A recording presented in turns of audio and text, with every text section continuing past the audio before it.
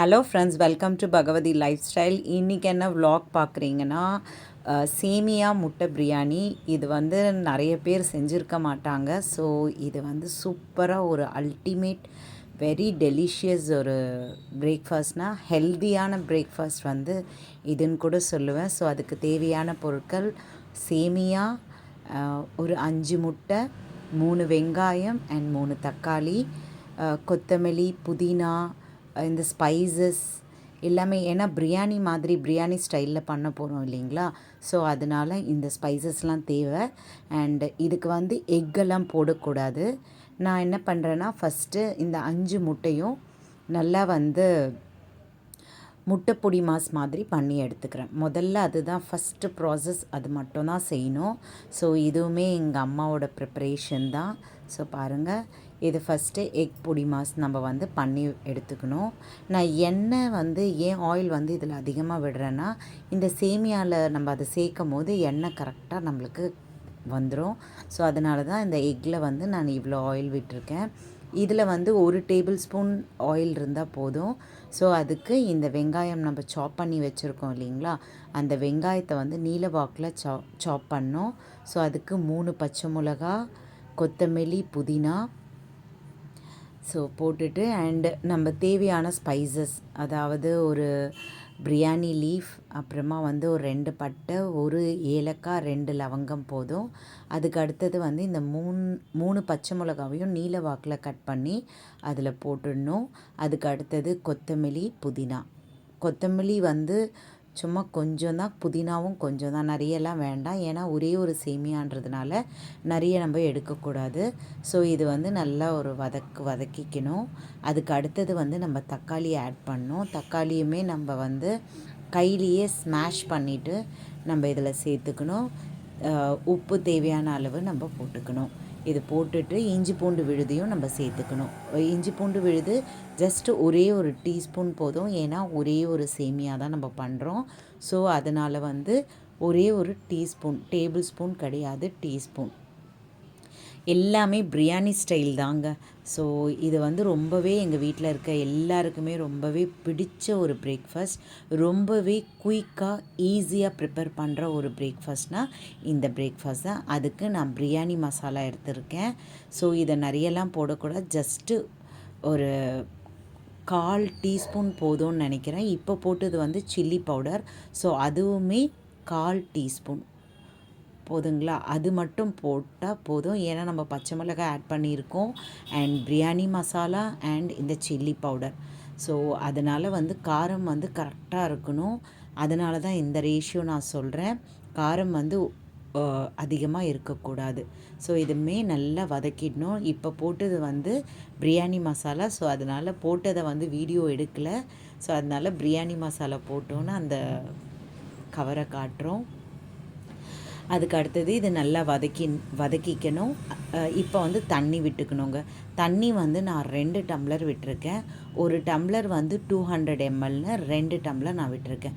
ஏன்னா ஒரு சேமியாவுக்கு அதுதான் வந்து எனக்கு கரெக்டான பதம். ஸோ நான் சொல்கிற ரேஷியோன்னு பார்த்தீங்கன்னா 400 ml. இதை விட்டுட்டு இந்த சேமியா, இது வந்து இந்த தண்ணி வந்து நல்லா கொதிக்கணுங்க. அப்போ தான் வந்து சேமியாவை நம்ம ஆட் பண்ணோம். என்னோடய சேனல் உங்களுக்கு பிடிச்சிருந்தா சப்ஸ்கிரைப் பண்ணுங்கள், லைக் பண்ணுங்கள், ஷேர் பண்ணுங்கள் அண்ட் கமெண்ட் பண்ணுங்கள். முக்கியமாக ஒவ்வொரு சப்ஸ்கிரைபும் ஒவ்வொரு லைக்கும் என்னோடய மோட்டிவேஷனுங்க. அந்த ஒவ்வொரு லைக் அண்ட் சப்ஸ்கிரைபுன்ற பார்க்கும்போது தான் எனக்கு இன்னுமே நிறைய வீடியோஸ் போடணுன்னு எனக்கு தோணுது. ஸோ எங்களை மாதிரி ஹோம் மேக்கருக்கு நீங்கள் தான் வந்து ஒரு மோட்டிவேட் பண்ணணும். இப்போ பாருங்கள், சேமியாவை நம்ம ஆட் பண்ணோம். ஏற்கனவே நான் சேமியாவை ஒரு லைட் சிம்மில் வச்சுட்டு நம்ம ஒரு வறுத்து எடுத்துக்கணும். ஸோ லைட்டாக சூடானால் போதும். அந்த சேமியாவை தான் நான் இப்போ ஆட் பண்ணியிருக்கேன்.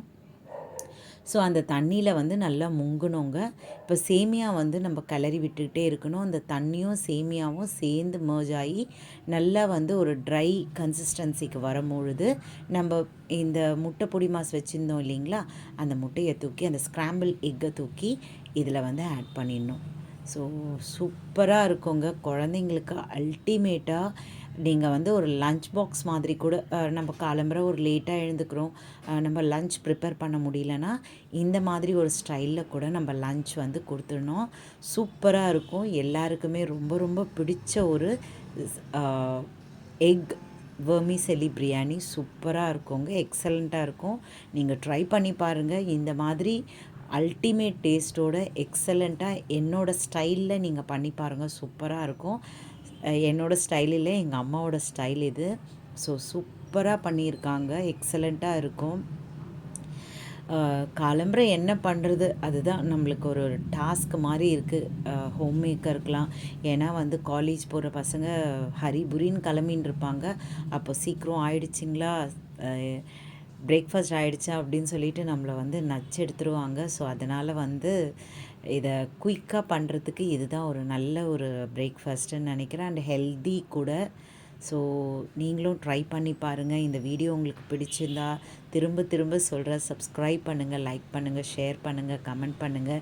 எங்களை மாதிரி ஒரு ஹோம் மேக்கருக்கும் இந்த பிளாட்ஃபார்ம் வந்து இந்த சோஷியல் மீடியா எங்களுக்கு அமைஞ்சது எங்களுக்கு ரொம்ப மிகப்பெரிய வரப்பிரசாதம் கூட சொல்லலாம். உங்களை மாதிரியான வியூவர்ஸ் வந்து எங்களை என்கரேஜ் பண்ணிங்கன்னா நாங்களுமே இதில் வந்து வலம் வருவோம். ஸோ ப்ளீஸ் எங்களையும் நீங்கள் மோட்டிவேட் பண்ணி எங்களுக்கு எங்களை எந்துவாக்குங்க. அப்போ தான் எங்களாலுமே நிறைய வீடியோஸ் வந்து நாங்கள் போட முடியும்.